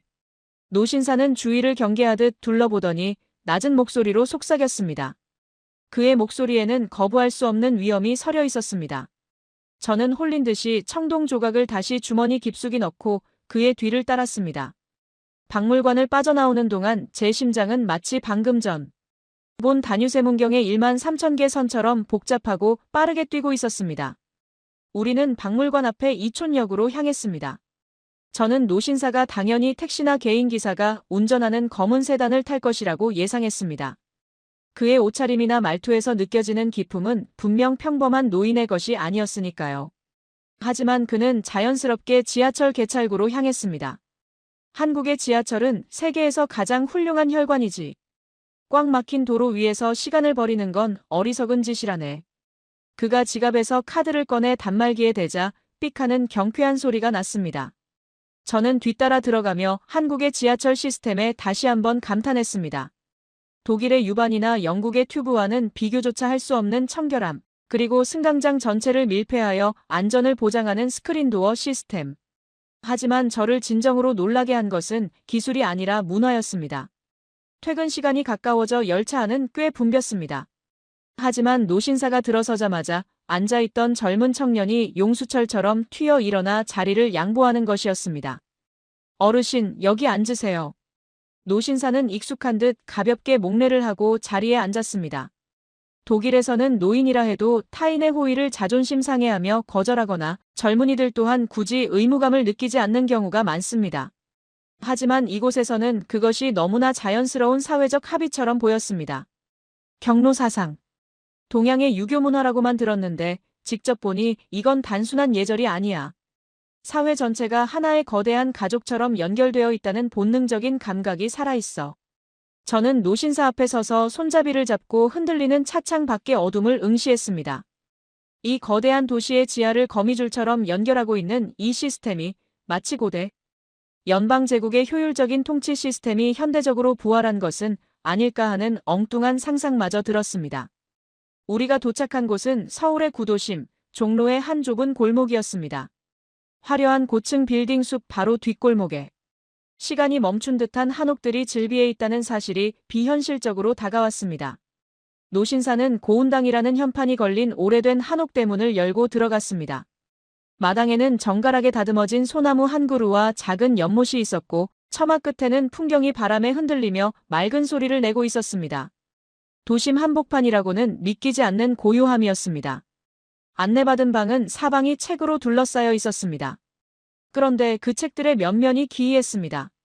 한쪽 벽면은 누렇게 바랜 한문 고서들로 가득 차 있었고 반대쪽 벽면에는 최신 물리학, 천문학, 그리고 유전공학 원서들이 빼곡히 꽂혀 있었습니다. 과거와 미래가 공존하는 방. 바로 이 노신사의 정체를 대변하는 듯 했습니다. 안 깨나. 먼 길을 돌아 제 집을 찾아왔으니 차라도 한 잔 마셔야지. 노신사는 찻상을 사이에 두고 제 맞은편에 앉아 능숙한 솜씨로 차를 우려냈습니다. 찻주전자에서 쪼르륵하고 옥빛 찬물이 찻잔에 담기는 소리가 방 안의 침묵을 채웠습니다. 그가 건넨 찻잔을 받아들자 은은한 향기가 코끝을 찔렀습니다. 한 모금 마시자 긴장으로 굳어있던 온몸의 근육이 사르르 풀리는 기분이었습니다. 자, 이제 그 물건을 다시 보여주게. 저는 주머니에서 벨벳 주머니를 꺼내 조심스럽게 탁자 위에 올려놓았습니다. 노신사는 돋보기를 끼고 오랫동안 그 청동 조각을 어루만졌습니다. 그의 손길은 마치 잃어버린 자식을 만지듯 애틋하고 조심스러웠습니다. 한참의 침묵 끝에 그가 입을 열었습니다. 자네, 이 문양의 의미를 아나? 삼조고. 태양 속에 사는 세 발 달린 까마귀라고 알고 있습니다. 그건 껍데기만 아는 걸세. 왜 다리가 셋일까? 왜 하필 셋이냐는 말이야. 그의 질문에 저는 말문이 막혔습니다. 노신사는 제 눈을 똑바로 응시하며 말을 이었습니다. 숫자 3은 하늘, 땅, 그리고 사람을 뜻하네. 이 셋은 분리된 것이 아니라 하나로 연결되어 있다는 우주관이지. 자네가 살던 서양에서는 신이 인간을 지배하거나 인간이 자연을 정복하려 했지. 하지만 우리 조상들은 하늘과 땅, 사람이 하나로 어우러져야 비로소 세상이 완성된다고 믿었네. 이것이 바로 천지인 사상이야. 그는 잠시 차를 한 모금 마시고 벽에 걸려있던 낡은 지도를 펼쳤습니다. 우리가 알던 세계 지도와는 달랐습니다. 유라시아 대륙이 중심에 놓여 있고 국경선 대신 수많은 점과 선들이 그물망처럼 연결되어 있는 지도였습니다. 자네가 아까 지하철에서 본 풍경, 기억하나? 젊은이가 늙은이에게 자리를 양보하는 모습. 서양인의 눈에는 그저 친절로 보였겠지만 그것은 3000년 넘게 이어져 온 질서의 유전자가 발현된 걸세. 질서의 유전자요? 그렇네. 고대 조선은 자네가 생각하는 것보다 훨씬 거대했어. 단순히 영토가 넓었다는 뜻이 아니야. 그들은 12개의 연방으로 이루어진 거대한 합중국이었네. 자네의 고향인 독일, 그리고 헝가리, 몽골, 터키. 이 모든 민족의 뿌리에 칸 혹은 한이라 불리는 공통된 지도자의 칭호가 남아있는 게 우연 같나? 머릿속에서 번개가 치는 듯 했습니다. 독일어로 황제를 뜻하는 카이저, 러시아의 차르, 그리고 로마의 카이사르. 이 모든 단어의 어원이 중앙아시아의 유목. 민족들이 사용하던 게세르 혹은 칸에서 파생되었다는 언어학적 가설을 책에서 본 적이 있었습니다. 설마 제 조상들이 그 연방의 일원이었다는 말씀입니까? 이런 정도가 아니야. 노신사는 지도의 서쪽 끝, 북유럽 스칸디나비아 반도를 손가락으로 가리켰습니다. 자네가 말한 발키리. 그들은 신화 속 존재가 아니었네. 고대 연방제국에서 왕의 명령을 받아 지방을 순찰하고 인재를 발굴하여 중앙으로 천거하던 여성 관리 발키리였지. 그들은 말을 타고 대륙을 횡단했어. 그들이 머물던 곳에는 문명이 꽃피었고 그들의 피가 섞인 곳에서는 자네처럼 푸른 눈을 가졌지만 동방의 영혼을 지닌 후예들이 태어났지. 저는 전율을 금치 못했습니다. 할머니의 일기장에 적혀있던 하늘을 여는 사람들이라는 문구가 떠올랐습니다. 그렇다면 이 청동 조각은? 그렇네. 그건 12개 연방 중 하나였던 서쪽 변방을 다스리던 부족장의 신분증과도 같은 걸세. 자네의 조상은 3500년 전 대홍수와 기후변화를 피해 서쪽으로 이동하면서도 언젠가 다시 태양의 나라 어머니의 땅으로 돌아오겠다는 약속을 이 조각에 새긴 거야. 눈물이 핑 돌았습니다. 단순히 호기심으로 시작했던 연구가 수천 년의 시간을 건너뛴 조상들의 간절한 염원이었다는 사실을 깨닫는 순간이었습니다. 저는 독일에서 항상 느껴왔던 알 수 없는 소외감과 공허함의 정체를 비로소 이해할 수 있었습니다. 그것은 고향에 대한 근원적인 그리움이었던 것입니다. 노신사는 자리에서 일어나 책장 구석에서 아주 오래된 나무 상자를 하나 꺼내왔습니다. 그리고 그 안에서 제가 가진 것과 똑같은 재질의 그러나 모양이 다른 청동 조각을 꺼냈습니다. 두 조각을 나란히 놓자 톱니바퀴가 맞물리듯 완벽하게 들어맞지는 않았지만 분명 하나의 거대한 원을 이루는 조각들임이 확실해 보였습니다. 나는 평생 이 조각들을 찾아 헤맸네. 우리 민족이 잃어버린 기억을 되찾기 위해서지. 그런데 오늘 벽 안의 외국인이 그 잃어버린 조각 하나를 들고 내 앞에 나타났어. 이것은 하늘의 뜻이 아니고서는 설명할 수 없는 일이야. 그때였습니다. 한옥의 창호지 문 너머로 누군가의 기척이 느껴졌습니다. 노신사는 재빨리 유물들을 챙기며 저에게 눈짓을 보냈습니다. 오늘 이야기는 여기까지만 하지. 밤이 깊었어. 하지만 자네가 꼭 가봐야 할 곳이 있네. 단순히 책이나 유물이 아니라 자네 몸속에 잠든 DNA를 깨울 수 있는 장소야. 그곳이 어디입니까? 어디든 가겠습니다. 노신사는 붓을 들어 화선지 위에 힘있는 필체로 한자 세 글자를 적어주셨습니다. 만이산. 강화도에 있는 산일세. 그곳 꼭대기에 하늘의 제사를 지내던 제단이 있어. 기원전 2333년 단군께서 직접 쌓았다는 참성단이지. 내일 새벽 그곳에 올라가 보게. 자네가 왜 한국에 왔는지, 자네의 조상이 무엇을 말하고 싶었는지 머리가 아닌 가슴으로 느끼게 될 거야. 고운당을 나서는 발걸음은 들어올 때와는 전혀 달랐습니다. 서울의 밤거리는 여전히 화려했고 사람들은 바쁘게 움직였지만 제 눈에는 그 모든 풍경이 다르게 보였습니다. 길거리에 늘어선 24시간 편의점의 불빛은 어두운 밤길을 밝히는 등대처럼 느껴졌고 늦은 시간에도 술에 취해 비틀거리는 사람을 부축해주는 시민들의 모습에서는 홍익인간, 널리 인간을 이롭게 하라의 무의식적인 실천이 엿보였습니다. 독일이나 유럽에서는 개인주의가 최고의 가치로 여겨집니다. 남에게 피해를 주지 않고 나도 피해를 받지 않는 것. 하지만 이곳 한국의 공기 속에는 우리라는 보이지 않는 접착제가 흐르고 있었습니다. 와이파이가 도시 전체를 덮고 있는 것처럼 정이라는 따뜻한 네트워크가 사람들을 연결하고 있는 나라. 택시를 타고 숙소로 돌아오는 길, 저는 창밖의 한강을 바라보며 생각에 잠겼습니다. 강물에 비친 도시의 불빛들이 마치 12개 연방의 횃불처럼 일렁였습니다. 나는 내일 4000년 전의 조상을 만나러 간다. 숙소에 돌아와 침대에 누웠지만 잠이 오지 않았습니다. 노신사가 준 차의 효능 때문인지 아니면 각성된 정신 때문인지 머릿속은 수정처럼 맑았습니다. 저는 노트북을 켜고 만이산 참성단에 대해 검색해 보았습니다. 놀랍게도 그곳은 단순한 등산로가 아니었습니다. 한반도의 정기가 가장 강하게 모이는 곳, 그리고 수천 년 동안 수많은 외세의 침략 속에서도 민족의 정신을 지켜온 성지였습니다. 그리고 검색 결과 중 흥미로운 기사 하나가 제 눈을 사로잡았습니다. 한국인의 유전자 지도 분석, 북방계 기마민족과 남방계 농경민족의 완벽한 융합, 그리고 유럽인에게서 발견되는 특이 유전자와의 상관관계. 모든 것이 연결되고 있었습니다. 저는 침대 옆 협탁에 놓인 청동 조각을 다시 한번 꽉 쥐었습니다. 내일 저는 산에 오를 것입니다. 그리고 그곳에서 어떤 진실을 마주하게 될지 두려움보다는 벅찬 기대감이 제 온몸을 감쌌습니다. 이것은 단순한 여행이 아니었습니다. 잃어버린 나를 찾는 순례의 길이었습니다. 새벽 4시, 알람 소리가 울리기도 전에 눈이 번쩍 뜨였습니다. 창밖은 여전히 칠흑 같은 어둠에 잠겨 있었지만 제 몸의 세포들은 이미 무언가를 감지한 듯 깨어나 꿈틀거리고 있었습니다. 어제 노신사가 건네준 쪽지에 적힌 세 글자 만이산. 그 이름이 마치 주술처럼 제 뇌리를 맴돌며 저를 부르고 있었기 때문입니다. 저는 서둘러 짐을 챙겨 호텔 로비로 내려갔습니다. 서울의 새벽 공기는 베를린의 그것과는 달랐습니다.